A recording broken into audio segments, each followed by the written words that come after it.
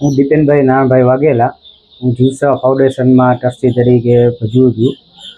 આજરોજ મુરગીના બચ્ચા ગેરકાયદેસર રીતે સેલ કરતા હતા, એમને અમે પકડેલ છે. જે કંડમ હાલતમાં હતા, જે ટોપલીમાં સેલ કરતા હતા, જે ટોપલીમાં કેપેસિટી 50ની હોય છે, એ ટોપલીમાં 150 જેટલા મુરગીના બચ્ચા એમાં રાખેલા હતા, જેને ભૂખ્યા તેરસા રાખતા હતા, ખાવાનું પણ નહોતા આપતા, પાણી પણ નહોતા આપતા.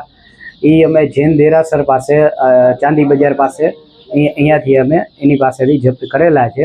અત્યારે અમે અમારી પાસે રાખેલ છે ને એની સાથે બીજા પણ એમના જે સાથીદાર હતા એ લોકો પણ આ રીતના જ સેલ કરતા હતા ને આ રીતના જ કંડમ હાલતમાં રાખતા હતા. તો એ પાસેથી પણ અમે જપ્ત કરેલા છે. અંદાજિત અમે 1800 થી 2000 જેટલા એમની પાસે હતા, એ અમે અત્યારે એમની પાસેથી જપ્ત કરી ને ગણેશગઢ પાસે એક સંસ્થા છે, એમને અમે અહીંયા આગળ સારવાર માટે ને આગળ ઉછેર માટે અહીંયા અમે રાખેલ છે.